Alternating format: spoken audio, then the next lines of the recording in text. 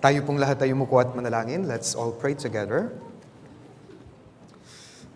Dakilang Diyos, makapangyarihan sa lahat, Ama, maraming salamat po. Salamat una sa lahat dahil po sa biyaya ng kaligtasang ipinagkaloob niyo po sa amin. Salamat sa walang hanggang katubusan ng aming mga kasalanan na siyang naging daan dahil sa inyong banal na dugo, mayroon na po kaming pag-asa sa langit. Salamat din po sa napakagandang church, ang Manila Central Church, kung saan patuloy niyo po kaming inaaruga, tinuturuan, binabago, hanggang sa maging ganap at makasangkapang lubos para sa lahat ng mga gawang mabuti. Ama, maraming salamat sa nakaraang District 2 Bible Seminar. Naniniwala po kami, mayroon uling mga nakaunawa ng Ebanghelyo, ng kaligtasan, at nagkaroon ng tunay na masigabong palakpakan sa langit dahil sa mga naligtas.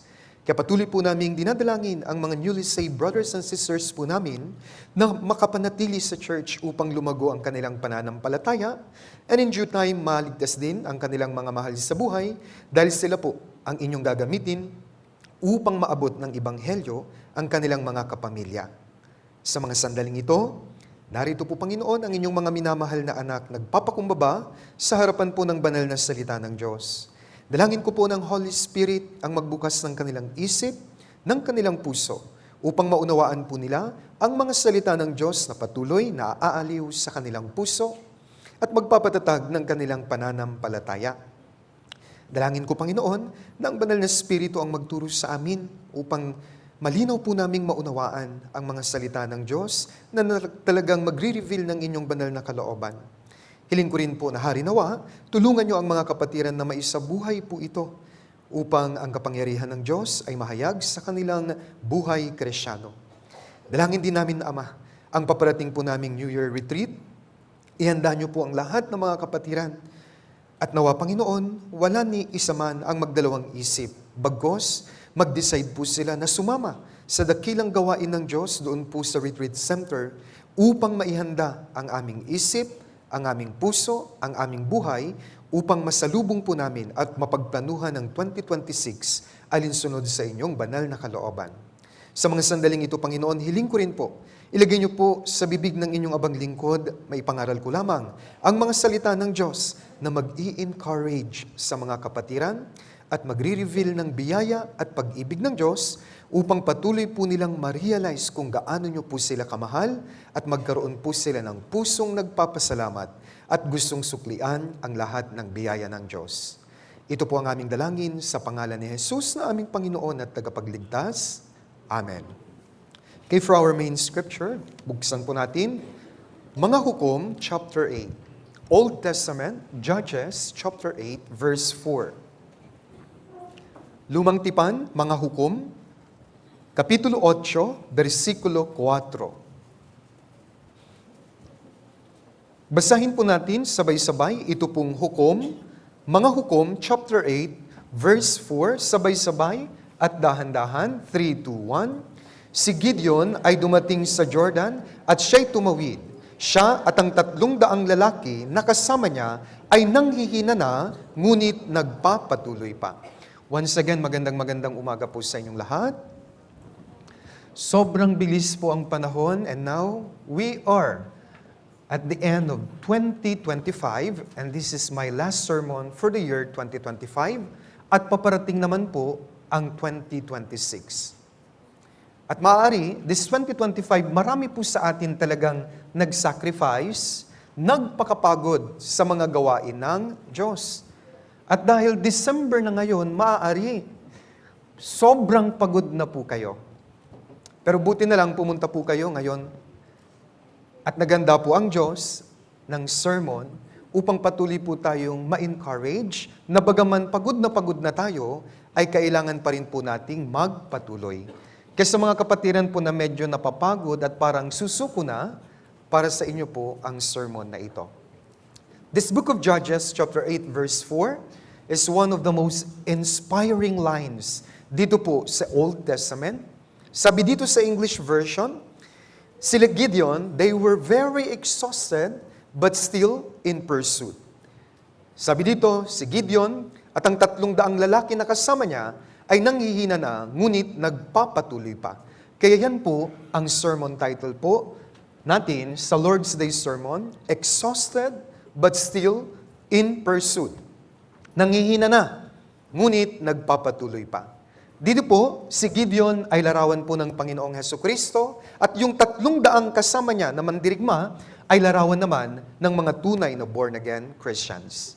Una, ipapaliwanag ko po yung background ng kwento para maunawaan nyo at dahil marami pong mga baguhan, kaya dapat maintindihan nyo ang historical background. Tignan po natin, hukom, lagyan po nyo ng bookmark, yung Judges chapter 8, atras tayo ng konti. Hukom chapter 1 verse 1. Babasahin ko po, Judges chapter 1 verse 1.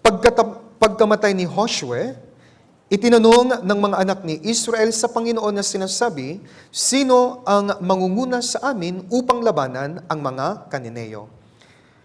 Dito po, pumasok ang time ng mga judges. Patay na po si Joshua na naging leader ng Israel pagkatapos po ni Moses, si Joshua o si Joshua ang tumulong sa kanila sa pamamagitan ng kapangyarihan ng Diyos na makuha yung lupain ng Kanaan.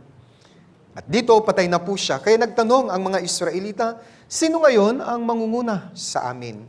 Wala pa pong naitatatag na mga hari ang Diyos, kaya tinawag po ito na panahon ng mga hukom. However, sa panahong ito po ay isa sa dark times sa history ng bansang Israel. Bakit po? Dahil wala pang namumunong hari sa kanila, ang mga Israelita na buhay lamang alinsunod sa kanilang paningin, to the point, tinalikuran po nila ang Diyos at sumamba po sila sa mga Diyos-Diyosan. As a result, dahil sa kanilang kasalanan, pinarusahan po sila ng Diyos. Tingnan natin, Hukom chapter 6. This time, verse 1 naman po. Hukom chapter 6, verse 1. Gumawa ng masama ang mga anak ni Israel sa paningin ng Panginoon at ibinigay sila ng Panginoon sa kamay ng Midian ng 7 taon. Kaya dito, dahil po sa kasalanan nila, ibinigay sila ng Diyos sa kamay ng kanilang mga kaaway, particularly dito, yung mga Midianita. Sabi dito, 7 years na po silang pinapahirapan ng mga Midianites. Hukom chapter 6 verse 5, ito ang ginagawa ng mga kaaway sa kanila. Sila'y aahong dala ang kanilang kawan at ang kanilang mga tolda, at sila'y dumarating na parang mga balang sa dami. Sila at ang kanilang mga kamelyo ay hindi mabilang, kaya't kanilang sinisira ang lupain sa kanilang pagdating. Kaya yung mga Midianita, imagine nyo po yung mga balang na napakarami, yung mga balang pag pumunta po sa isang lugar na napakarami, kakainin nila or wawasakin nila yung lupain. Parang ganun po yung illustration ng pagpapahirap ng mga Midianites sa mga Israelites. Talaga pong sinisira nila ang mga pananim para walang makain ng mga Israelites. Pinapatay nila yung mga alagang hayop ng mga Israelites. Kaya dito po sobrang hirap na hirap ang mga Israelita. Subalit dito, nagkaroon po sila ng pag-check sa kanilang sarili. Mali tayo at nagsisisi sila, kaya nagpadala ang Diyos ng tutulong sa kanila ng mga hukom. At isa dito ay ang ating main scripture po, si Gideon. Judges chapter 6 verse 12. Babasahin ko rin po. Nagpakita ang anghel ng Panginoon sa kanya at sinabi sa kanya, ang Panginoon ay sumaiyo, ikaw na magiting na mandirigma. Ito po, kausap ng Diyos dito, si Gideon. Siya po ay itinilaga ng Diyos na isang hukom, bagaman siya lang po ay ordinaryong magsasaka. Dahil nagsisi ang mga Israelita, ginamit siya. Sa una, binigyan siya ng Diyos ng 32,000 na mga mandirigma upang lumaban sa mga Midianites. Subalit nakita ng Diyos, sabi ng Diyos, baka isipin nyo kapag nanalo kayo, isipin nyo kayo ang dahilan kung bakit kayo nagtagumpay. Kasi nabihan ng Diyos yung 32,000, ang mga duwag, matatakutin, umuwi na. Kaya umuwi po ang 22,000, natira 10,000 na lang po. Pero sabi ng Diyos, napakarami pa rin ng 10,000 yan. Hanggang sa, ang natira kay Gideon ay 300 mandirigma. At ang kanilang mga kaaway, ang mga Midianites kasama ng kanilang mga alyansa o mga kakampi ay 135,000. Kaya dumating po yung paglalaban, 135,000 na mga Midianites against Gideon plus 300 warriors po niya. Sa unang bugso ng kanilang labanan, 120,000 ang natalo sa mga Midianites. Kaya 32,000 po. And then, natalo po ay 20,000. Ilan na lang po yung natira? Sa 135,000 na total, ang natalo nila sa unang bugso, 120,000. Kaya natira, 15,000 na lang. Ang 15,000 na ito, pinapamunuan po ng 2 hari. At dito po sa ating main scripture, hinahabol sila ni Gideon at ng 300, kaya pagod na po sila sa buong araw, buong magdamag na pakikipaglaban. Para mas malinaw, tignan natin Judges chapter 8, verse 10. Judges chapter 8, verse 10.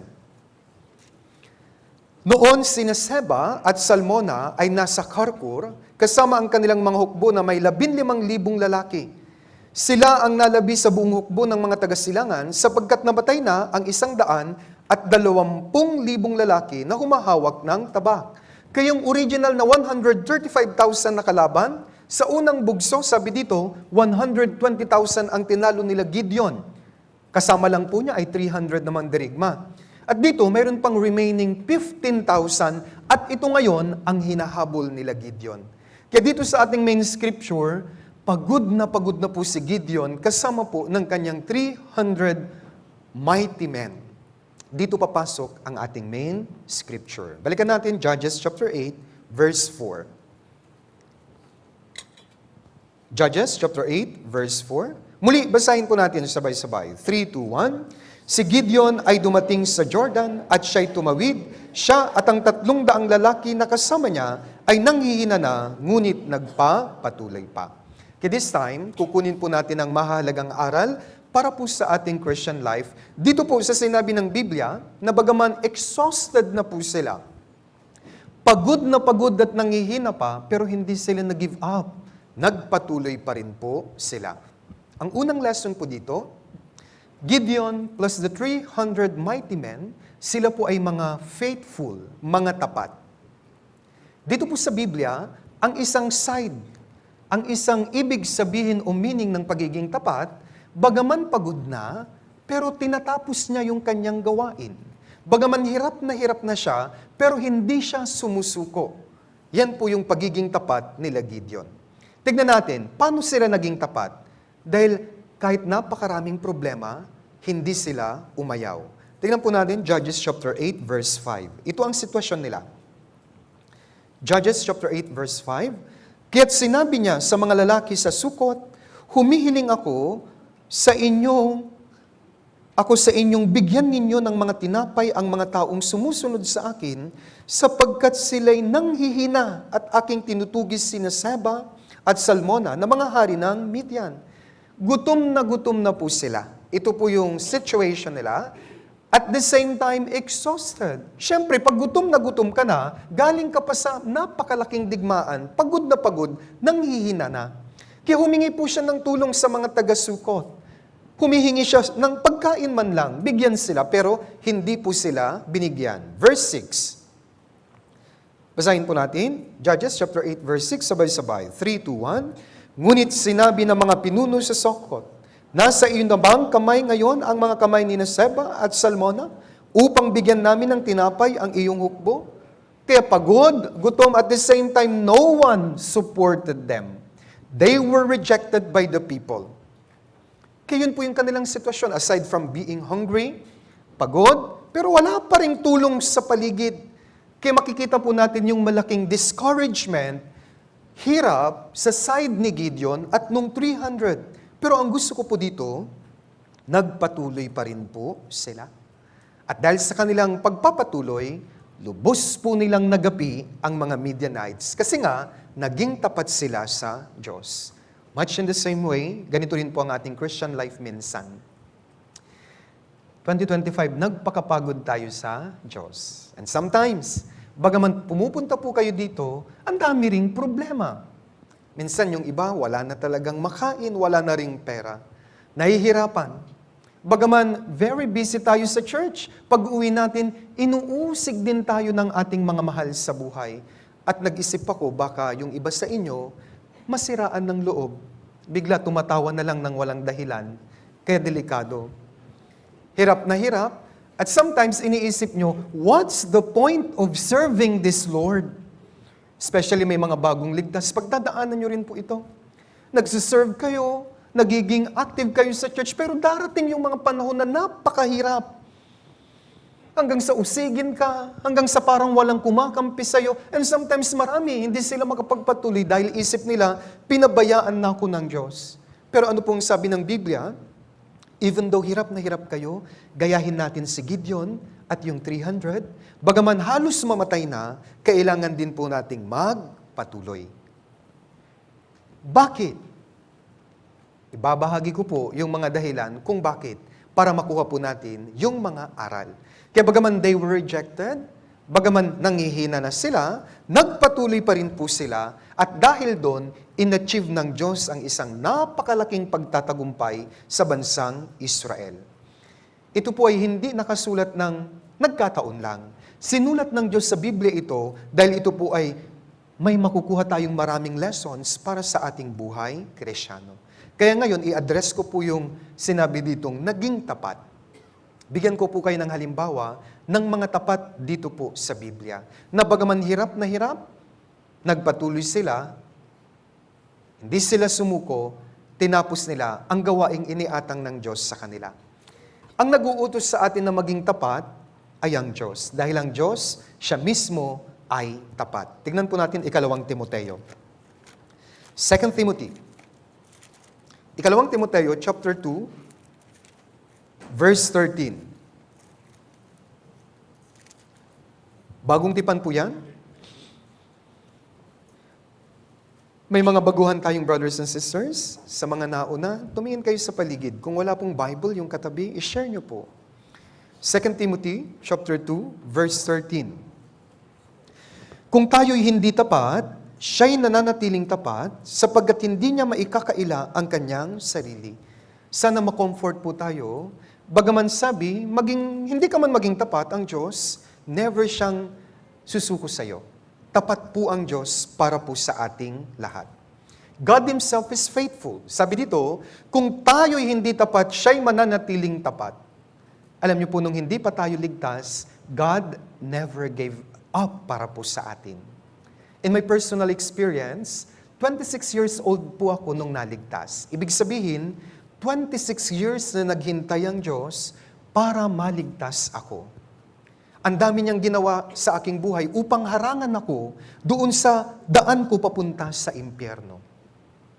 Marami siyang nilagay na harang, wag lang akong magtuloy-tuloy papunta sa impyerno. Hinintay niya ako ng 26 years.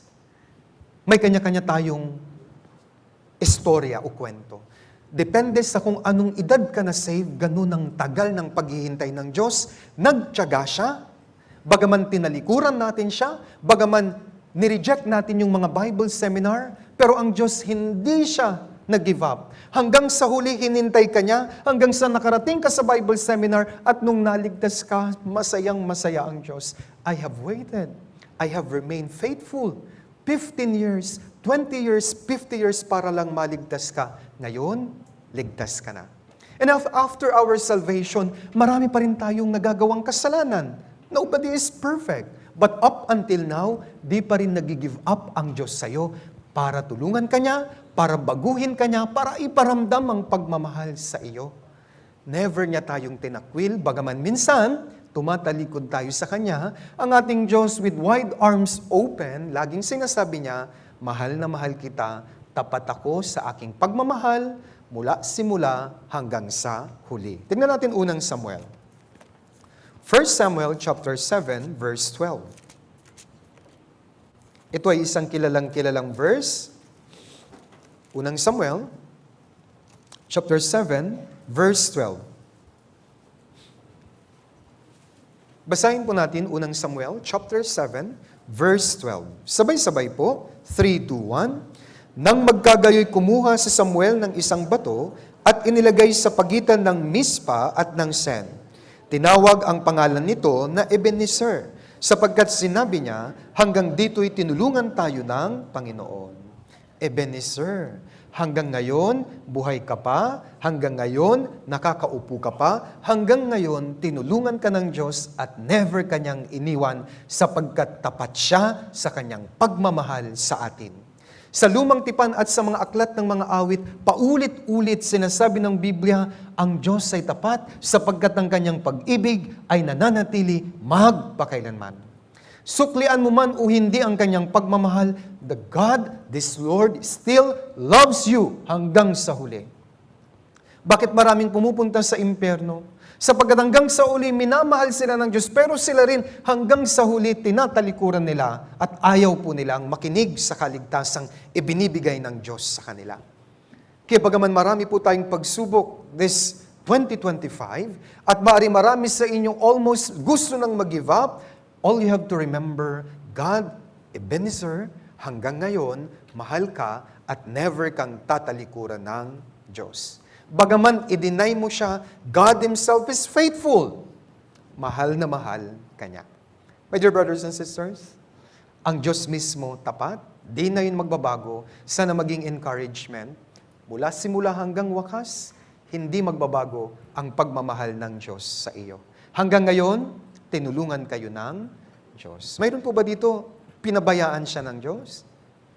Hanggang ngayon, nakaupo ka pa dyan, it means hanggang ngayon, hindi ka pinabayaan ng Diyos. Isa pa, Juan chapter 19. Tingnan po natin, Gospel of John, New Testament, chapter 19, verse 30. John chapter 19, verse 30.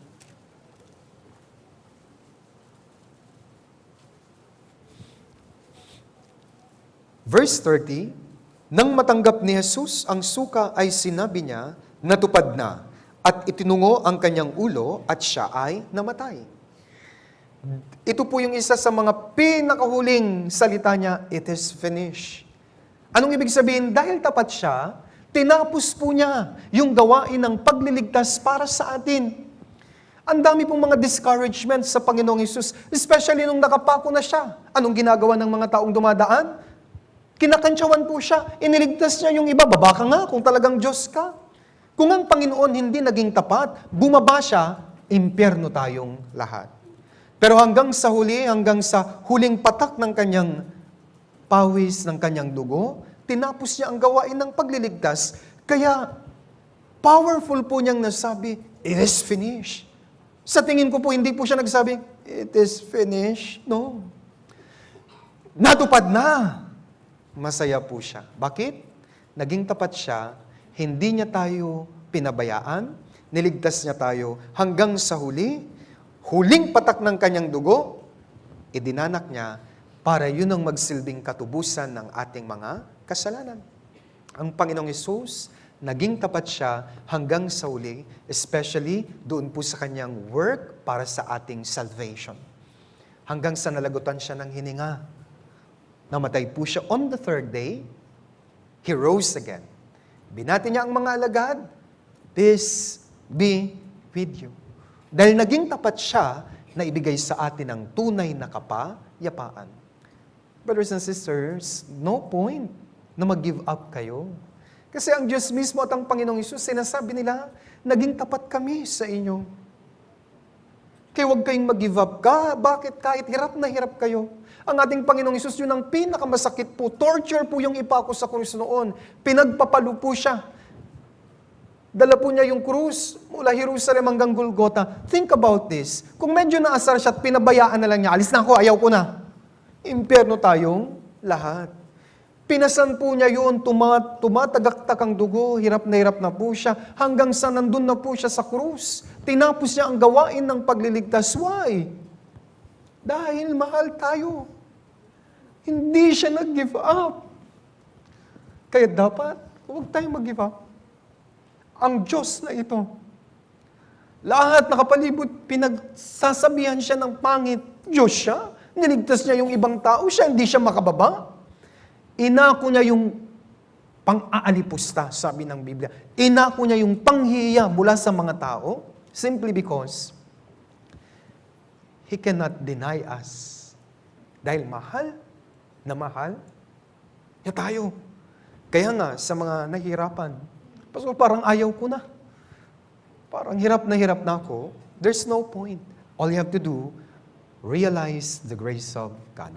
Hindi niya tayo pinabayaan. Hanggang ngayon, mahal na mahal tayo ng Diyos. Dito sa Biblia, marami pong tapat. Pablo, Timoteo, Apostol Juan. Napakarami po sila. Lahat sila, tinapos nila ang kanilang gawain hanggang sa huli. Pinanindigan nila ang kanilang pananampalataya. Bagaman napakaraming pagsubok, hinagupit sila, halos mamatay, yung iba patay na, binigyan ng Diyos ng chance na buhay muli, nangaral pa rin. Walang makain, hindi makatulog. Pero anong ginawa nila? They finished their race. Bakit? Tapat po sila. And in our main scripture, just like Gideon and the 300 mighty men, hindi po sila sumuko, tinapos po nila. Bagaman nanghihina na, nagpatuloy pa. Ngayon, bakit kailangan nating maging tapat? Yan po ang pangalawang topic ko. Bakit kailangan nating maging tapat? Balikan natin ang Judges chapter 8 verse 4.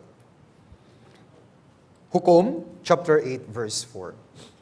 Si Gideon ay dumating sa Jordan at siya'y tumawid. Siya at ang 300 lalaki na kasama niya ay nanghihina na, ngunit nagpapatuloy pa. Dahil sila Gideon at yun pong 300 men ay tapat, nagpatuloy po sila. Lilinawin ko, ang gusto kong point dito sa sermon ko, ang pagiging tapat, despite of the fact na napakaraming problema ay hindi ka sumusuko. Yun po yung ibig kong sabihin sa pagiging tapat dito. Dahil nagpatuloy sila at di sumuko, kumilos ang Diyos sa kanila at nagkaroon ng napakalaking tagumpay. Tignan natin, verse 28. Judges 8, verse 28. Basahin po natin sabay-sabay, 3, 2, 1. Gayon napasuko ang Midian sa harap ng mga anak ni Israel at hindi na nila nakaya pang lumaban at ang lupain ay nagpahinga ng 40 taon sa mga araw ni Gideon.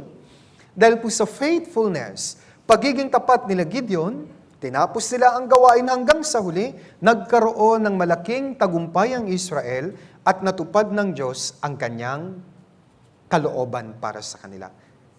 Kaya bakit kailangan nating maging tapat? Dahil gagamitin tayo ng Diyos. Ang mga tapat na mga kapatiran, sila po yung gagamitin ng Diyos para matupad ang kalooban ng Diyos dito po sa lupa. Tingnan natin unang Korinto. Unang Korinto. Kung hindi ka magiging tapat at susuko ka, hindi ka na po magagamit ng Diyos. Unang Korinto chapter 4, verse 1 at verse 2. Babasahin ko po, 1 Corinthians chapter 4, verse 1 and verse 2. Kaya't ituring ninyo kami bilang mga lingkod ni Kristo at mga katiwala ng mga hiwaga ng Diyos, bukod dito kailangan sa mga katiwala na sila ay matagpuang tapat. Tinubos na po tayo ng Panginoong Hesus. What does it mean? Pag-aari po niya ang ating katawan, kaluluwa, at spirito. Kaya nga, lingkod na tayo. Alipin na tayo ng Diyos. Alam na alam ito ng mga tunay na ligtas na Kristiyano. Hindi natin ito pag-aari. Lahat ay pag-aari ng Diyos. Kaya gusto niya, maging tapat po tayo. Ang tapat sakop nito. Ano man ang ipagawa ng Diyos, bagaman pagod na tayo, kailangang wag sumuko, tapusin natin. Dahil kapag tinapos natin, doon po natin makukuha ang ani na inilaan ng Diyos doon po sa dulo ng ating takbuhin. Dito po sa Biblia, may mga naging tapat. At dahil doon ginamit sila ng Diyos, natupad ang kalooban ng Diyos, nagtagumpay sila. Pero, mayroon din pong hindi naging tapat. Sino po sila? Ito po yung mga tao na sa una maayos. Pero sa kalagitnaan, dahil maraming pagsubok, umayaw sila. As a result, hindi na sila nagamit ng Diyos. Tignan natin, Colossus. Colossus, chapter 4, verse 14.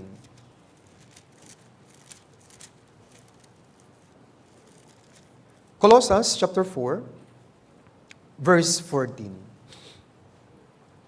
Babasahin ko po. Binabati kayo ni Lucas, ang minamahal na manggagamot, at ni Demas. Dito po sa chapter 4 ng Colossians, may mga kamanggagawa si Pablo, pero may magaganda siyang description sa kanila. Gaya ni Lucas, tinawag siyang minamahal na manggagamot. Sa verse 7, sa gitna, si Tiquico, tinawag siyang minamahal na kapatid. Sa verse 9, si Onesimo, tinawag siyang tapat at minamahal na kapatid. Sa verse 10, Aristarco, sa gitna, Bernabe. Verse 11, Jesus at na tinatawag na husto. Tinawag sila sa last part ng verse 11, sila'y naging mga kaaliwan ko, sabi ni Pablo. Pero dito si Demas, verse 14, walang description. Sabi lang niya, at ni Demas. Anong description niya? Period. Ano ang ginawa ni Demas? Dahil ito pong si Demas, hindi siya nagpatuloy, sumuko po siya. Colossians 4:14 at sa Philemon 1:24, pareho ang ginawa ni Pablo. Binanggit lang yung pangalan niya, then period. Wala pong magandang description. Bakit? Hindi siya naging tapat. Tingnan natin ang kwento niya. Ikalawang Timoteo, chapter 4. Ikalawang Timoteo, chapter 4, verse 10.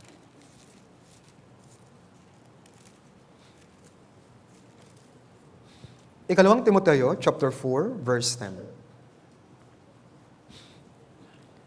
Babasahin ko po, 2 Timothy, chapter 4, verse 10. Sapagkat iniwan ako ni Demas, na umibig sa sanlibutang ito, at nagtungo sa Thessalonica. Si Crescente ay nagtungo sa Galacia, at si Tito ay sa Dalmacia. Ito yung bad news kay Demas, iniwanan niya si Pablo. Nung nakita niyang mahirap ang misyon, umuwi siya at inibig na lang ang sanlibutan. Nabuhay siya, bagaman ligtas na buhay siya na parang hindi save. Mas mahalaga sa kanya yung mga langkwentang bagay sa sanlibutan ito. Iniwanan niya ang kanyang gawain bilang tunay na Kristyano. As a result, pagkatapos nito, never na po siyang binanggit ng Biblia. Ang description lang ng Diyos kay Demas, Demas, period. Dahil hindi siya naging tapat. Kung ikaw rin, tatawagin ng mga kapatid, oh, ito si Brother A na minamahal na kapatid. Ang sarap, di ba? Paano po?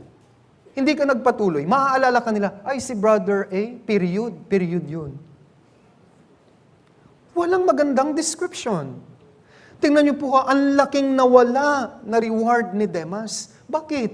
Dahil sa kaunting problema, umayaw siya. Iniwanan niya si Pablo, hindi siya naging tapat. Kaya dapat wag nating gagayahin si Demas. My dear brothers and sisters, wag niyo pong gagayahin si Demas. Gayahin natin si Gideon and the 300 mighty men. Hirap na sila, wala nang makain, hinang-hina pero tinapos nila ang kanilang gawain. Kaya ulitin ko, bakit kailangan nating maging tapat? Because God will use you kung tapat ka. Maa-achieve ng Diyos ang malaking gawain sa iyo. At maaring dahil sa iyo, maraming tao ang maligtas. Yung buong barangay nyo, maligtas dahil sa iyo. Or dahil sa iyo, mamove ang puso ng lahat ng mga kapatiran. Kaya maging tapat po kayo. Sa mga kapatiran po na naging tapat, nagbibigay sila ng testimony, ang daming hirap, pero nagpapatuloy sila. They serve as a comfort to other brothers and sisters. Totoo po ito. Kaaliwan yun pag narinig mo, bagaman hirap na hirap siya, nagpapatuloy siya, hindi siya nag-give up, masaya ang mga kapatiran. And that's why tatawagin siyang, yan ang minamahal naming kapatid. Naging tapat siya. Yan po ang unang dahilan. Brothers and sisters, tapusin natin ang buhay Kristyano. Bagaman pagod na po kayo, December na ngayon, isipin nyo, parating naman na ang January. Kaya huwag po kayo magsabi, di ako pupunta sa retreat, Pastor. Pagod na ako. There's no point of giving up. Kasi ang hindi nagpapatuloy, ang sumusuko, never talagang magwawagi. Ang umaayaw, di nagwawagi. Ang nagwawagi, di umaayaw. Yan ang unang dahilan. Pangalawa, bakit kailangan nating maging tapat? Kasi kung tapat tayo, ang Diyos po, nare-refresh natin siya. Tingnan po natin, Kawikaan 25. Sa mga nag-iisip kung paano niya mapapasaya ang Diyos, ito po ang gawin natin. Kawikaan 25, verse 13.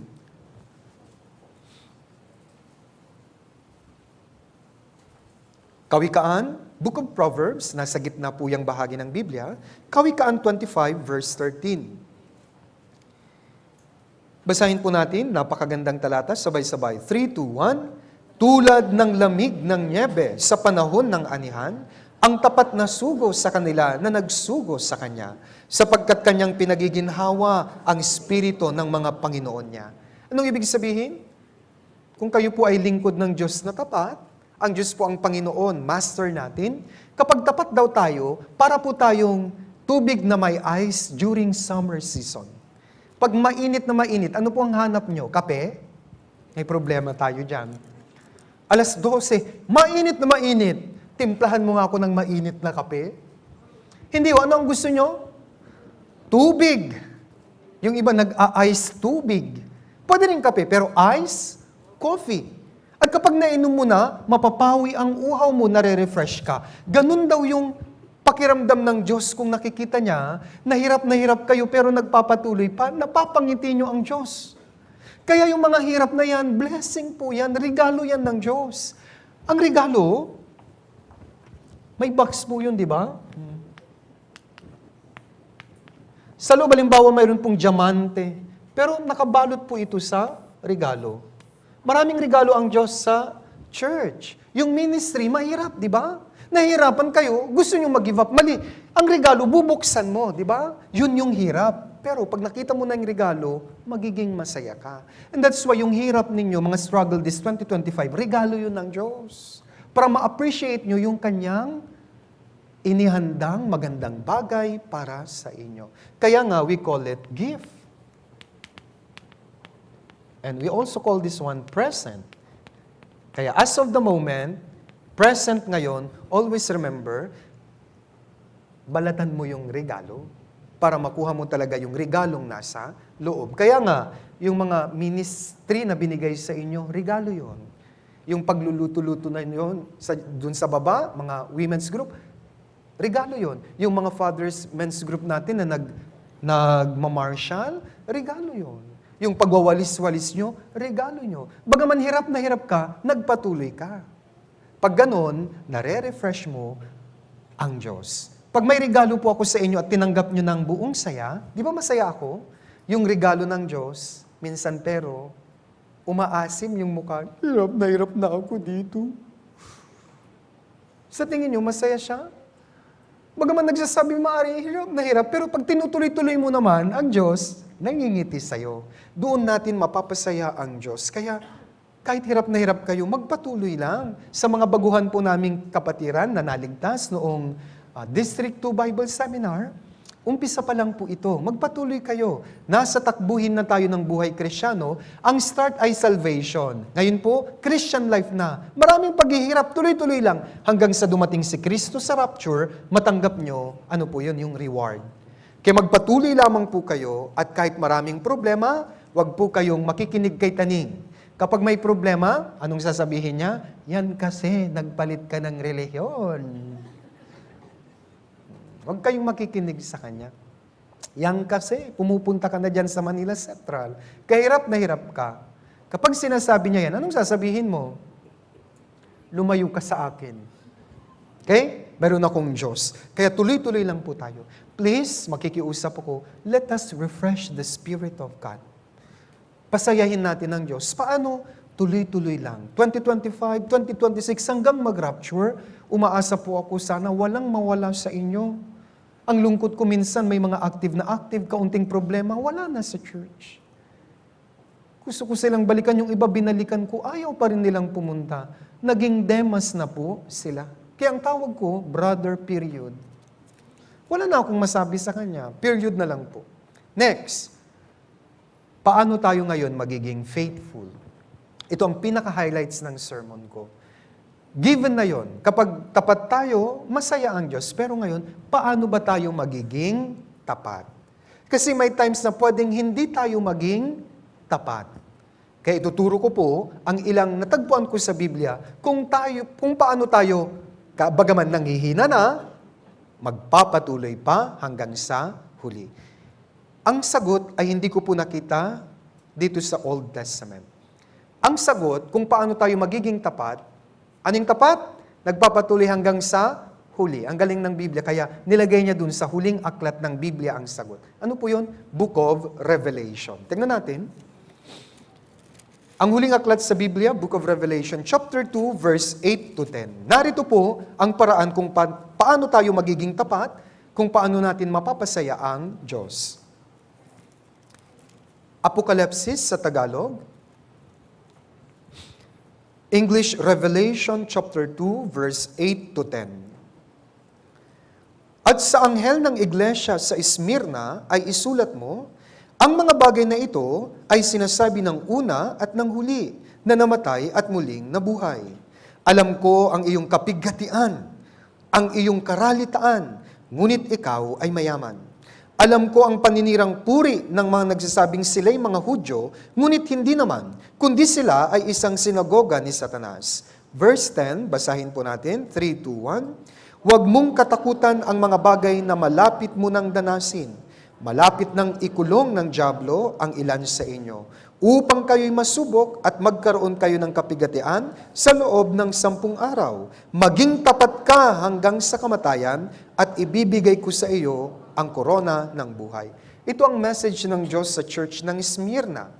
Isa po sila sa pinuri ng Diyos, na bagaman hirap na hirap sila, maraming pagsubok, pero sila raw po ay mayaman. Saan? Sa kanilang pananampalataya. Sinabihan sila, maging tapat ka hanggang sa huli. Ngayon ang tanong, paano?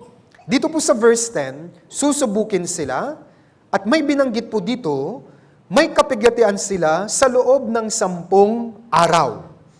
May ibig sabihin po ang 10 araw dito. Ang ibig sabihin ng Diyos sa 10 araw, ang kapigatian o pagsubok ay short time lang. Kaya paano tayo magiging tapat? Remember, lahat ng pagsubok at problema, panandalian lang yan. Mayroon po sa dulo na nakaprepare ang Diyos na napakagandang bagay para sa iyo. Kaya magpatuloy ka. Kasi maikli na nga lang yon, umistap ka pa, nandun ka na pala sa dulo, makukuha mo na yung reward, hindi ka nagpatuloy, sayang.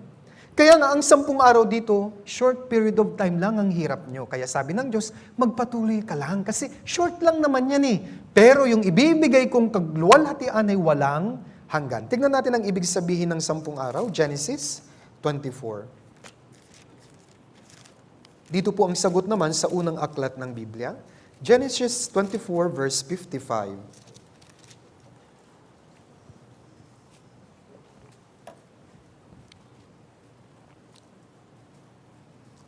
Genesis 24, verse 55. Babasahin ko po. At sinabi ng kanyang kapatid na lalaki at ng kanyang ina, hayaan muna ninyong manatili sa amin ang dalaga ng ilang araw, 10 araw man lamang, pagkatapos ay maaari na siyang umalis.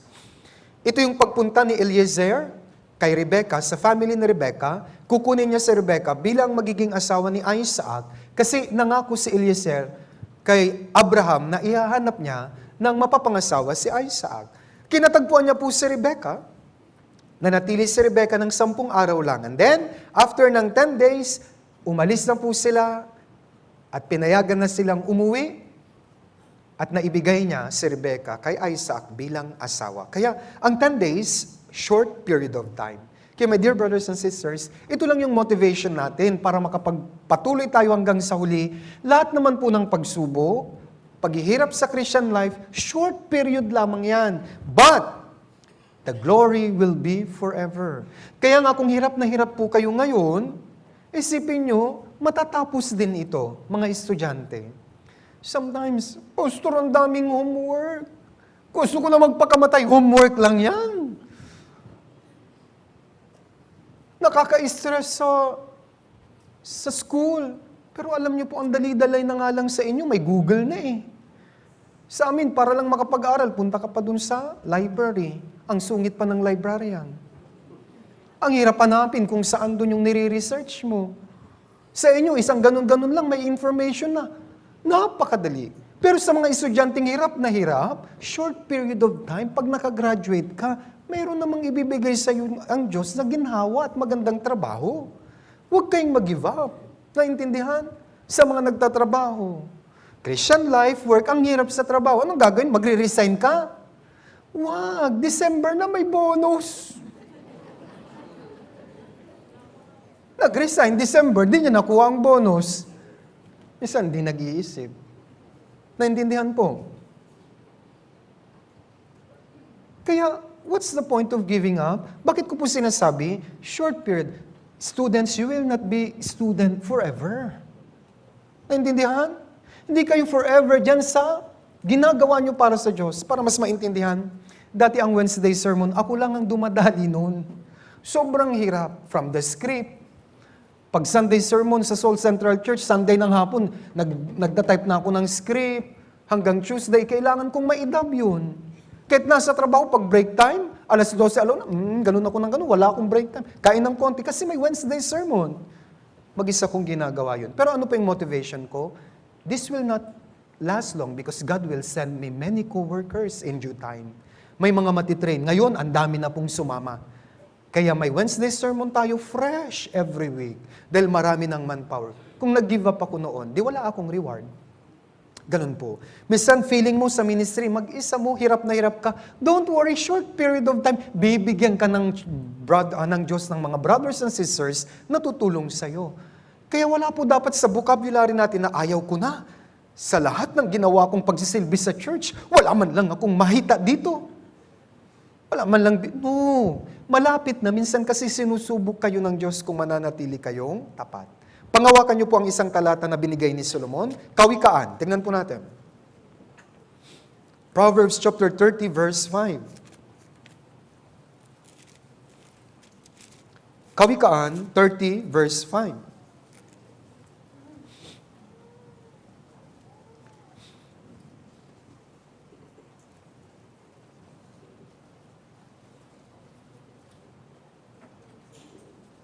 Kawikaan 30 verse 5. Bawat salita ng Diyos ay subok na totoo, siya'y kalasag sa kanila na kumakanlong sa Kanya. Kapag parang feeling natin, mag-give up na, nandyan ang salita ng Diyos to comfort you. To give you strength. Subok po ito. Kaya nga, bagaman panandalian lamang yung hirap, pero marirealize mo, nariyan pa rin, kahit panandalian, sinasamahan ka pa rin ng Diyos. Isa pa, awit naman, awit. 30 verse 5. Mga awit, 30 verse 5. Isa pong salita ng Diyos na tapat na pwede po niyong panganlungan, hawakan, para ma-encourage tayo. Mga awit, 30 verse 5. Tandaan niyo po ito. Basahin po natin, sabay-sabay. Awit, 30 verse 5. 3, 2, 1. Sapagkat ang kanyang galit ay sandali lamang at ang kanyang paglingap ay panghabang buhay. Maaring magtagal ng magdamag ang pag-iyak, ngunit sa kinaumagahan ay dumarating ang galak. Ganyan si Gideon. Parang umiiyak sila, hirap na hirap buong magdamag, pero kinabukasan, mayroon pong pagtatagumpay. Ganon din po yung kinalalagyan yung sitwasyon ngayon. Hindi paligtas sa mga kapamilya mo, inuusig ka nila. Tiisin mo lang, ililigtas din yan ng Diyos. Yung boss mo, pinapahirapan ka, nagiging dahilan kung bakit di ka makapag-serve sa church. Pagtiyagaan mo lang, ipag-pray mo lang siya, hihipuin din ng Diyos ang kanyang puso. Kinabukasan, mayroon ng ginhawa. Para mas madali niyong maintindihan sa mga trabahante, mga brothers and sisters na laging nagko-commute sa MRT station, Ayala Station, di ba? Ayala Station. Anong meron doon? Tunnel po yun sa ilalim. Pagpasok ng tunnel, madilim. Pero dahil tuloy-tuloy ang tren, panandalian, lalabas, maliwanag uli. Ganun ang paglalakbay natin sa Christian life. Meron ba nakasakay? Papuntang SM. Galing po siya ng, ano yung last station ng MRT dito? EDSA. Taft. Oh, galing ng Taft. Pag nandun ka na ba sa Ayala, ayaw ko na, dumilim na. Bababa na ako? Hindi. Pupunta siya sa tunnel konti, and then magliliwanag uli. Ganun po yung mga short, panandali ang hirap natin. All you have to do, relax. Humingi ng tulong sa Diyos. And then sabi niya dito, bagaman magdamag kang umiyak, kinabukasan, may ginhawa na. Parang madilim ngayon, pero sa dulo, may tunnel po, may liwanag ng Diyos. At nandun siya, yayakapin kanya. Kaya ulitin ko, sabi dito, maaring magtagal ng magdamag ang pag-iyak, ngunit sa kinaumagahan ay dumarating ang galak. Ini-imagine ko sila, Gideon, pagod na pagod, hirap na hirap, nagpatuloy po sila, kaya nagkaroon po sila ng kagalakan. Nagtagumpay sila, at dahil doon, 40 years na naging maayos yung kanilang bansa. Imagine kung hindi nagpatuloy sila, Gideon, dire-diretso po silang sasalantain ng mga Midianita. Sisirain ang pananim, isipin niyo po yon. Halimbawa, ang bansang Pilipinas, sakop tayo. Example lang ng China. Sabay yung kakainin muna, kukunin pa nila. Sabay aalipinin tayo. Gusto nyo? Of course, ayaw natin. Ganun ang feeling ng mga Israelitas sa mga Midianites, pero Dahil nagpatuloy sila Gideon na ibigay po nila yung ginhawa sa bansang Israel. Ito ang binibigay ng Diyos. Kaya, anong unang paraan para tuloy-tuloy lang tayo, our sufferings, tribulation in our Christian life is yet very short. Pero mas mahaba yung kaluwalhatian, kaya maglakbay ka lang, tiisin mo lang, pero sa dulo, mayroon pong biyaya ang Diyos. Naintindihan po ninyo? Sa mga hirap na, tiis lang, kaunti lang, ikaw naman. December na, pagdating ng January, nakangiti ka na naman. Okay? Balikan natin ang Revelation chapter 2, pangalawa. Revelation chapter 2, verse 10. Gusto ko pong basahin yung last part ng Revelation 2 verse 10. Tignan nyo na lamang po, sabi sa last part, maging tapat ka hanggang sa kamatayan at ibibigay ko sa iyo ang korona ng buhay. Ano po ito? Kailangan daw natin kahit hanggang sa mamatay tuloy-tuloy kasi mayroon pong korona ng buhay, mayroon pong reward. Para mas madaling maintindihan, gaya po ng magsasaka. Magtanim ay di biro. Maghapong nakayuko. Bakit siya nagtitiis? Kasi alam niya may dulo may anihan sa dulo. Kaya doon sa proseso, mahirapan man siya, pero motivated siyang magpatuloy kasi aani siya. May reward. Much in the same way in our Christian life. Marami pong hirap, pero tignan niyo po yung korona ng buhay sa dulo. Inihanda yun ng Diyos. Kaya sabi ni Pablo, ito yung encouragement niya sa atin. Galatia, tingnan po natin. Galatia chapter 6, verse 9. Galatians chapter 6, verse 9.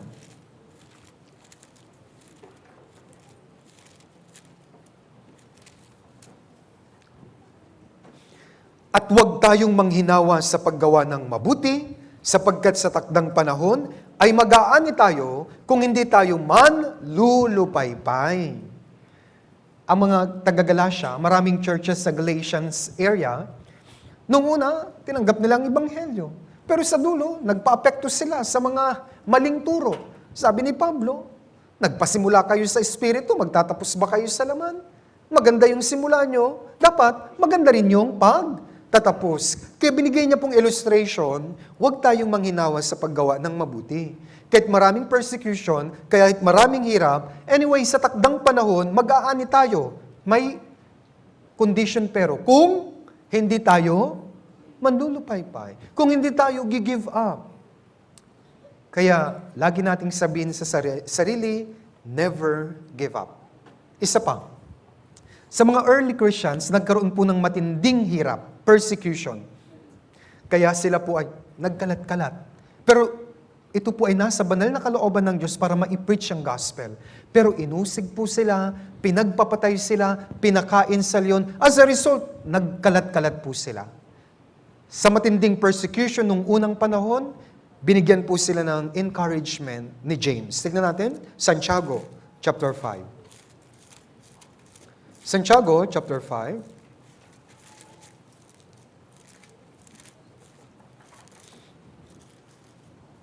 Santiago, chapter 5, verse 7 at verse 8.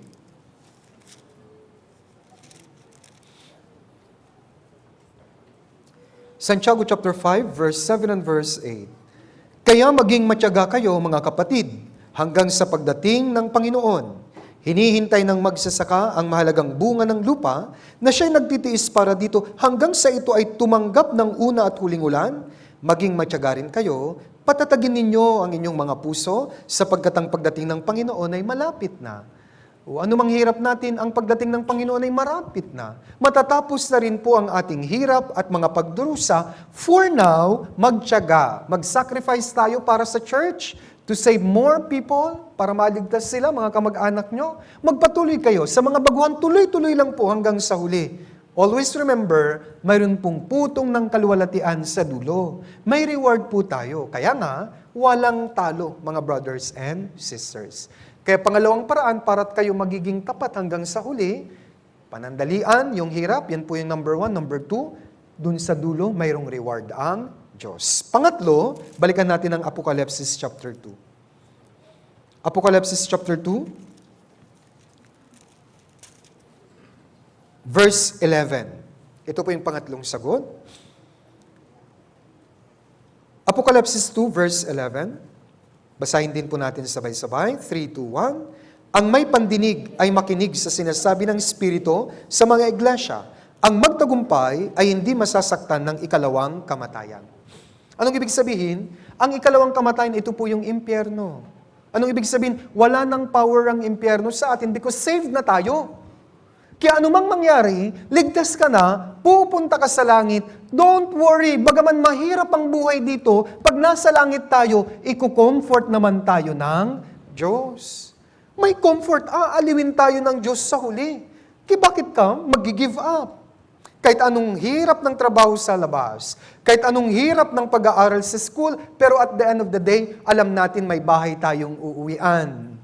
At makakatagpo tayo ng comfort. Ganun po ang langit. Wala nang bisa ang ikalawang kamatayan, hindi na kayo mapupunta sa impyerno dahil ligtas na kayo.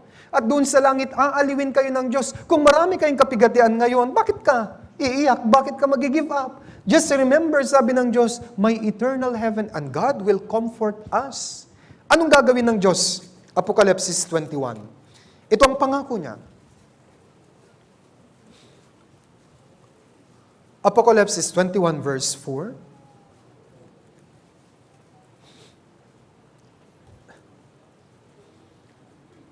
Basahin din po natin, Apocalypse 21 verse 4, sabay-sabay, 3, 2, 1. At papahirin niya ang bawat luha sa kanilang mga mata, at hindi na magkakaroon ng kamatayan, hindi na rin magkakaroon pa ng pagdadalamhati, o ng pagtangis man, o ng kirot man, sapagkat ang mga unang bagay ay lumipas na. Aaliwin tayo ng Diyos. Kaya nga anong motivation, bagaman hirap na hirap, ganito po dapat. Ganito rin ang ginagawa ko. Mayroon naman akong eternal rest sa langit. Malapit na yon. And God will comfort me. Kaya ngayon, push lang. Dire-diretso lang ako. Para mas madali niyong maintindihan, meron pong dalawang bata sa playground. Nagpakapagod silang maglaro. Yung isang bata, ulila po siya. Pulubi. Yung pangalawa, meron po siyang mayaman na tatay. After magpakapagod sa playground, sino po sa kanilang dalawa yung medyo nag-aalala pagkatapos ng paglalaro? Yung ulila. Kasi wala siyang uuwi ang bahay at walang magpapakain sa kanya. Pero yung anak ng mayaman, nag-aalala ba siya? Hindi, pag-uwi niya, paliliguan na siya ng mami niya, mayroong nang nakahandang masarap na pagkain. Sino po yung batang ito na may mayaman na ama? Tayo. Ang mundong ito parang playground lang, napapagod tayo, pero don't worry, we have true hope in heaven. Kaya nga anumang hirap nyo, bakit kayo mag-give up? Dire-diretso lang. May comfort. Naintindihan? Even me. Minsan nasa mission po kami. Minsan may Bible seminar. Nakakapagod. Especially mission, di ba? 5 days. Pero ano yung comfort ko? Bagaman pagod na. Pag-uwi ko, I have a family waiting for me. Pag-uwi ko, ang aking anak magtatanong, ilan ang naligtas? Yun lang, comfort na. And then my wife, meron po siyang hinandang sinigang. See, mayroon po akong suggestion, brothers and sisters. Kapag nagmi-mission po tayo sa ibang probinsya, yung mission team natin, pagdating sa Sabado, handaan natin ng masarap na pagkain. Para mayroon din po silang strength. Isabuhay po natin. Pakiusap ko sa mga nauna, pag may mission, halimbawa, nag-mission tayo sa isang lugar, 1 week tayo doon. Yung mission team, halimbawa, 10 sila, nagpakahirap sila doon. Nag-evangelize sila. Pag-uwi naman nila, dapat nandyan tayo nagpapalakpakan, mayroon na tayong sinigang. May encourage po talaga sila. Ganun. Bagaman anumang hirap sa mission, anumang hirap sa Christian life, mayroong pag-aaliw ang Diyos sa atin. Remember, the rich man and Lazaro? Si Lazarus, sa buhay sa lupa, napakahirap. Yung rich man, nagpakasaya. Pero sino po ang inaliw sa dulo? Lazaro. Tingnan po natin. Luke 16:25. Luke 16 verse 25.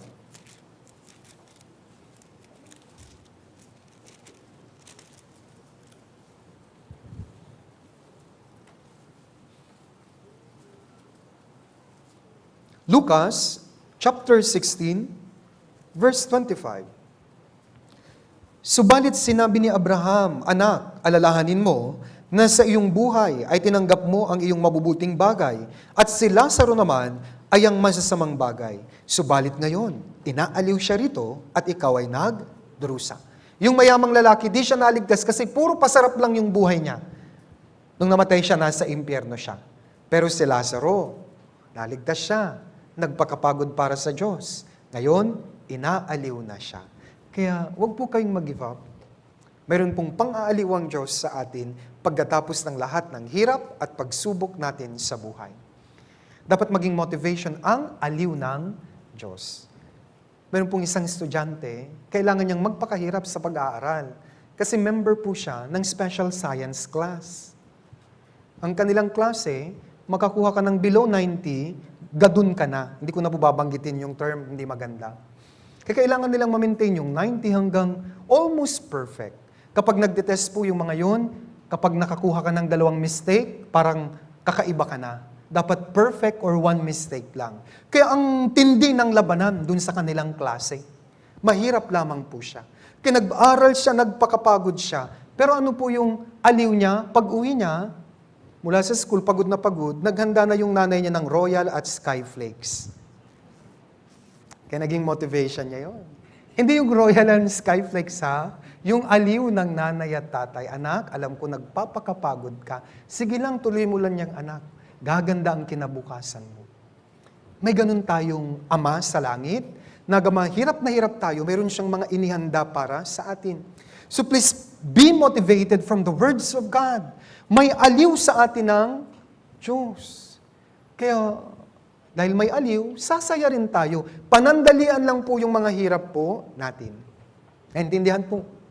Kaya, sa mga ayaw ng mag-church, sana mabura na yun ha. Sa mga ayaw ng mag-ministry, sa mga ayaw pumunta sa New Year retreat, dahil hirap na siya, sana, this time, mag-decide tayo. Tuloy-tuloy lang. Okay? You must be faithful in front of God. Pinakahuli at pinakamahalaga, balikan po natin ang Judges chapter 8. Verse 4. Mga hukom, 8 verse 4. Kung mayroon pong bookmark, mabilis lang, di ba? Muli po, basahin uli natin ang Judges 8 verse 4, sabay-sabay, 3, 2, 1. Si Gideon ay dumating sa Jordan at siya'y tumawid. Siya at ang 300 lalaki na kasama niya ay nanghihina na, ngunit nagpapatuloy pa. Pang-apat, paano tayo magiging tapat na matatapos natin lahat hanggang sa huli? Very simple po. 4-letter word. Ito lang po dapat. Ano kaya ito? Bakit si Gideon at yung 300 men natapos nila? Bakit? Because the fight ay sa Diyos. Dahil mahal nila ang Diyos. What kept them motivated to do the task, kahit ang daming discouragements sa paligid, simply because in their heart, they love God. Kung mahal mo ang Diyos, yun ang magiging motivation mo para tapusin ang lahat. Bigyan ko kayo ng napakadaling example. Why do you give tithes and offering even though it's hard? We give tithes and offering simply because we are motivated by the love of God. Tama? Bakit kayo patuloy nagsisimba? Dahil yung cell group leader, pinagalitan ka na? Hindi ho. What's the purpose? Why we are here? Because we are motivated by the love of God.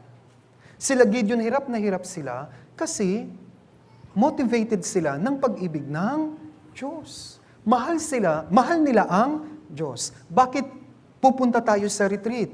Kahit December 24, 25, 26 yun. At kahit nagbanta na yung mga unbeliever family natin. Anong sabi nila? Pag inuna mo yung church na yan, ngayon na lang tayo magsasama-sama.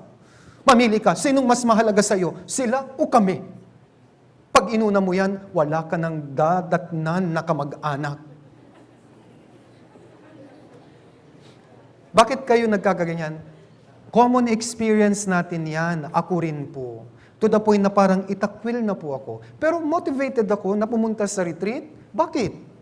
Because I love my God.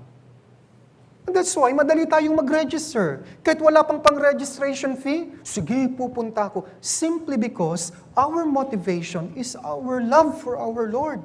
Narami po akong nakitang hirap na hirap sa Christian life. wala na sila halos makain, pero pumupunta sila sa church. Yung iba malayo ang kanilang bahay papunta sa church. Pero bakit nagko-commute sila at pumupunta dito? Simply because in their heart, they really love God. Pero bakit pinanghihinaan tayo ng loob minsan? Bakit gusto nyo at maraming nag-give up? Simple lang ang reason na wala na yung motivation ng pag-ibig sa kanilang puso. Bad news po ito. Kung ikaw ito, sana this sermon, ma-encourage ka. Just remember your love for God. Bakit? We love Him because He first loved us.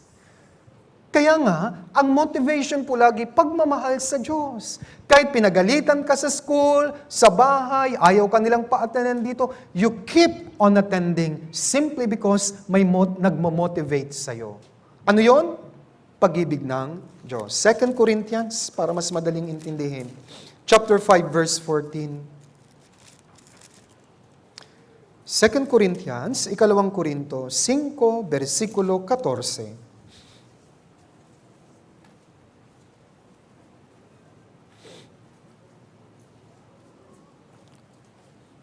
5, versikulo 14. Chapter 5, verse 14. Basahin po natin sabay-sabay. 3, 2, 1. Ang pag-ibig ni Kristo ang humihimok sa amin, sapagkat kami ay lubos na naniniwala na ang isa ay namatay para sa lahat, kaya't ang lahat ay namatay. Verse 15 din po. 3, 2, 1. Siya'y namatay para sa lahat, upang ang mga nabubuhay ay wag nang mabuhay pa para sa kanilang sarili, kundi para sa Kanya na alang-alang sa kanila ay namatay at muling nabuhay. The love of God compels us.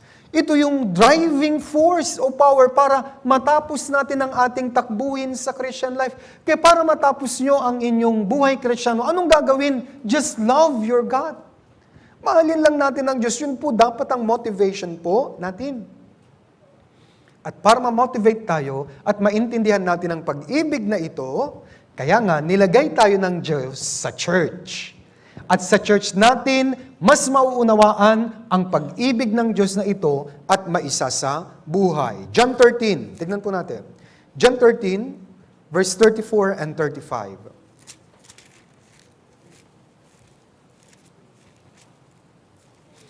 Juan 13, versikulo 34 at 35.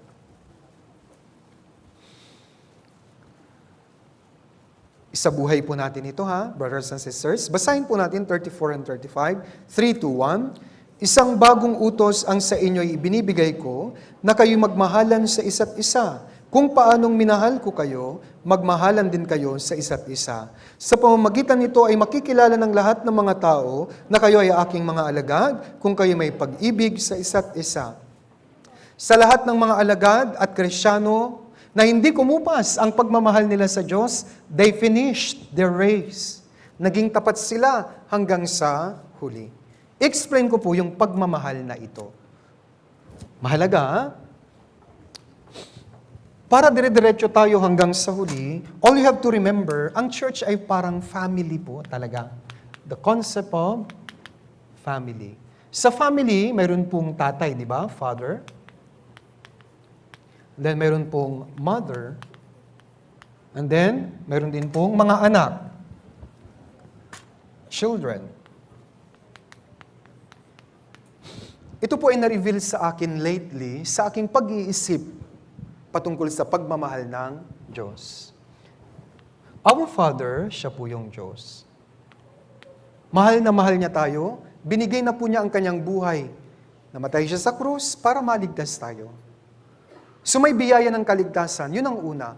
Right after that, another biyaya. Sabi nga ni John, biyaya na sinusundan pa ng mas maraming biyaya. Ito rin po yung pag-ibig ng Diyos, ipapadaan na po niya ito sa mother. Ano po yun? Gagamitin niya ang church.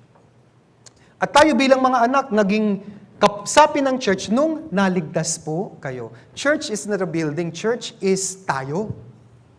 Kaya dito, papasok ang pagmamahal. Sa church, iba-iba ang paggamit ng Diyos para maisabuhay natin ang pagmamahal. For us to realize love, binigyan tayo sa church ng mga ministers. Sabihin ko na ministers. Sakop po nito mga pastors and evangelists. Then, binibigyan tayo ng mga deacons and mga elders, mga nauna. Okay? And then sa church, meron din po tayo, mga members na nagpapatuloy sa ating Christian life. And then may mga newly saved na mga kapatiran. Mahalaga ito. That's why, sabi ng Diyos, ano ba yung pag-ibig? Love is something that we do not feel. It's not about feeling. Ang pag-ibig po, it's not about the feeling. Love is something we learn from God, we receive from God. At anong gagawin natin? We must share others. Kaya love is not a feeling. It is something we must receive first.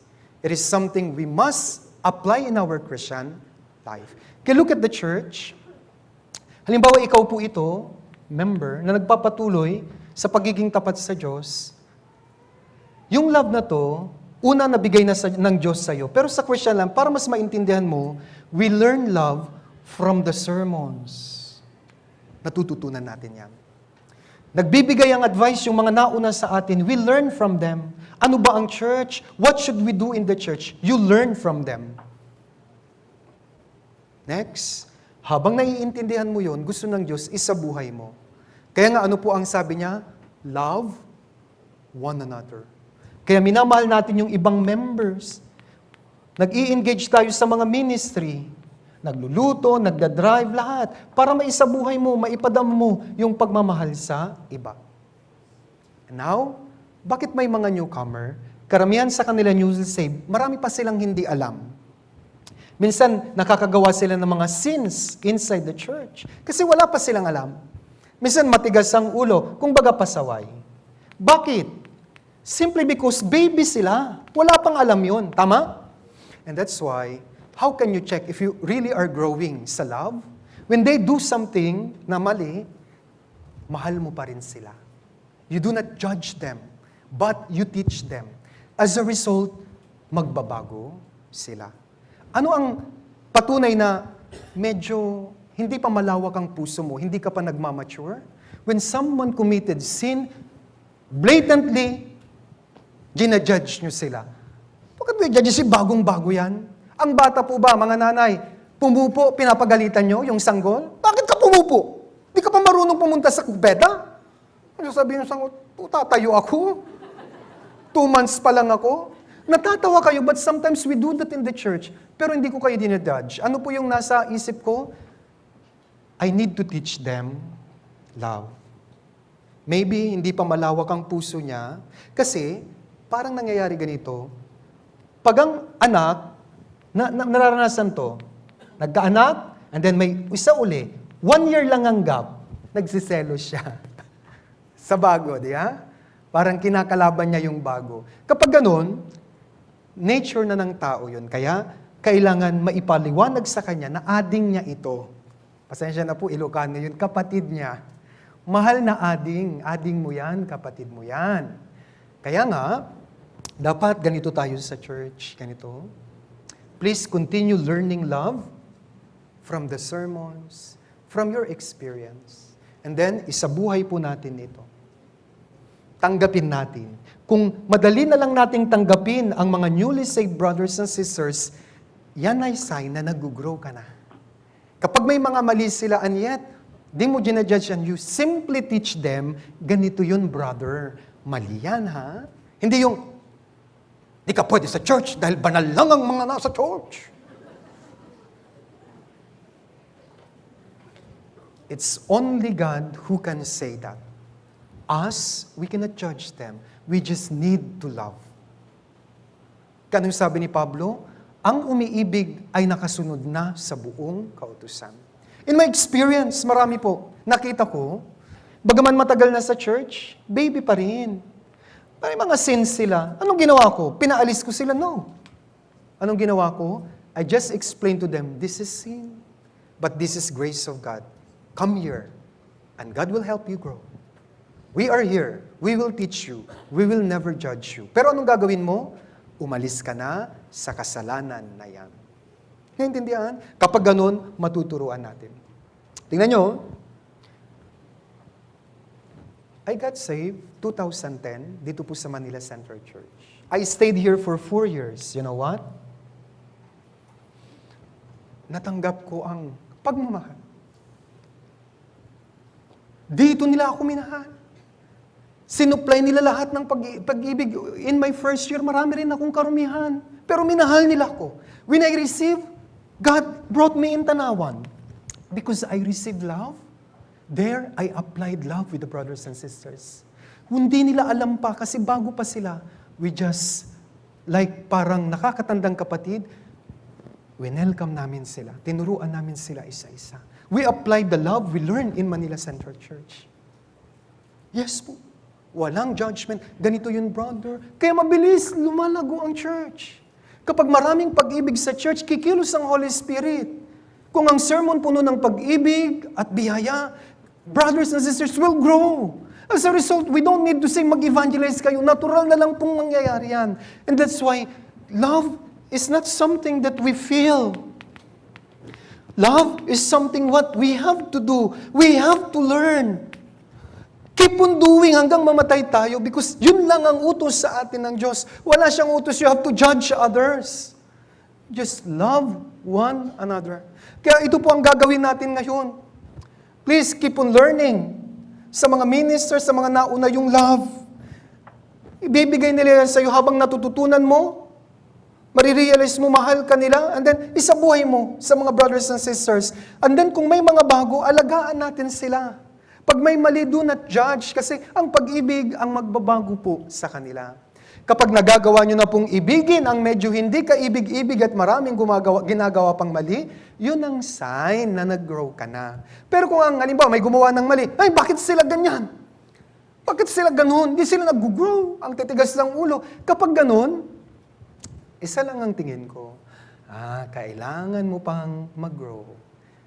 Maliit pa yung puso mo. Ganun pa lang. Hindi pa siya ganun. Hindi pa siya ganun. Kaya, love one another. Kapag gagawin po natin, mark my word, hanggang mag-rapture, napakaganda ng church. Nag-grow na tayo, church kukunin ng Diyos, ira-rapture niya, ready na tayo. But until this time, all we have to do, love. Ang love, ang fuel po natin para makaabot tayo hanggang rapture. Kaya ulitin ko, ang pag-ibig ay hindi yung nararamdaman. Ang pag-ibig, yun po yung isinasa buhay na kahit ginagawan ka na ng mali, tinatanggap mo pa rin. At habang ginagawa mo ito, magbabago yun. My dear brothers and sisters, isa ito sa motivation para matapos nyo ang Christian life. This coming December 24 to 26, it's our New Year retreat. Ano ang motivation? Love God. Sa mga maliit ang pag-ibig sa Diyos, mahihirapan silang mag-decide. Pero tinuturo ko na po, please decide. Okay? Dapat ang ating pag-ibig, huwag kumupas. Pinakalas na verse ko po, bago tayo magtapos, Efeso chapter 6, verse 24. Efeso chapter 6, verse 24.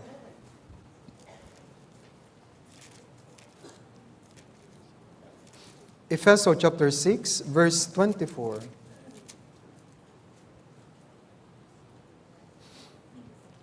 Basahin po natin, sabay-sabay, Efeso chapter 6, verse 24, 3, 2, 1. Ang biyaya naway sumakanilang lahat na mayroong pag-ibig na di kumukupas sa ating Panginoong Hesukristo. Tama po? Dapat wag kukupas ang pag-ibig sa ating puso para sa Diyos. At kapag gagawin po itong pag-ibig na ito, brothers and sisters, saan ka man mapunta, pag nakita ka ng mga brothers and sisters na minahal mo, susuklian ka nila ng pagmamahal. No wonder why, pag nagbabanggit si Pablo, pag binanggit niya si Timoteo, mayroong minamahal, beloved, minamahal,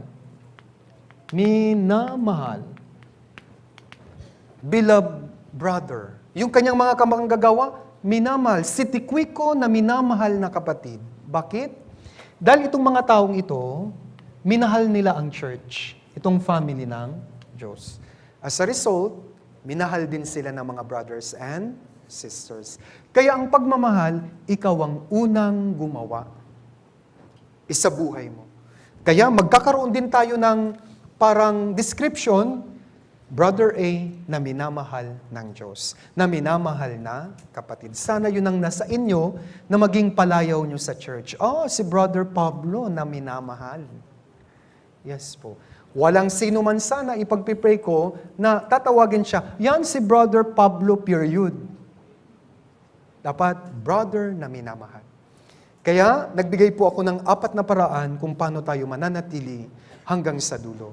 Yung pinakamahalaga, yung pag-ibig, isabuhay po natin. We learn it, we receive from God, we continuously learn in the church through the minister, mula sa mga nauna, and then isabuhay natin sa mga kapwa brothers and sisters natin. And then, ito naman po pagkatapos sa buhay, ituro natin sa mga susunod sa atin. Kapag ganon, yung cycle, dire-diretso lang, mapupuno ng pag-ibig ang church. At kung punong-puno ng pag-ibig ang church, the Holy Spirit will mightily work at madali na lang maliligtas ang mga nasa paligid natin. I hope na-motivate po tayo mula sa words of God ngayong araw. Please, paparating na po ang New Year Retreat. I hope all members ay pupunta. Sa mga nagdadalawang isip pa, panoorin niyo po uli ang recorded sermon na ito hanggang sa mag-decide kayo, sasama ako. Ang December 24 to 26 ko ay sa retreat. Ang December 30, 31, January 1 sa family ko. Hatiin nyo na lang para hindi kayo mahirapan. Maraming salamat po. This time, manalangin na po tayong lahat. Maraming pong salamat. Let's pray together. Our holy and merciful Heavenly Father, maraming salamat po. Napakasagana ng salita ng Diyos dito po sa Biblia. And we can access anytime because we have the Holy Spirit na siyang patuloy na nagtuturo sa amin, nagbibigay ng wisdom and discernment upang makapamuhay po kami ng maayos sa inyong harapan. Panginoon, dalangin ko po ang mga brothers and sisters na laging mapuno po sila ng biyaya at pag-ibig ng Diyos. Tulungan niyo po silang makapagpatuloy at maging tapat gaya ng aming sermon ngayon. Tulungan niyo sila sa pamamagitan ng inyong pag-ibig, Panginoon, na magtiis hanggang sa mag-rapture na at matanggap po namin ang reward manggagaling po sa inyo. Habang hinihintay po namin yon, hayaan niyo po na tuloy-tuloy lamang po kami sa church, magpagal, magsakripisyo. Sabi ng Biblia, bagaman magdamag ang pagluha, kinabukasan ay may kagalakan. Dalangin ko rin po ang paparating naming New Year Retreat. Dalangin ko ang puso at isip ng mga kapatiran. Hipuin niyo po sila, Panginoon, upang talagang mag-decide po sila na sumama sa retreat na ito at matanggap po nila sa retreat ang mga sermons at mga fellowship na magpapatatag sa kanila sa kanilang pagsalubong sa 2026. Sa ngayon, Panginoon, hayaan niyo po na ibalik namin ang papuri at pasasalamat dahil po sa ginintuang aral at biyaya na nanggaling sa salita ng Diyos. Ito po ang aming dalangin sa pangalan ni Jesus na aming Panginoon at tagapagligtas. Amen.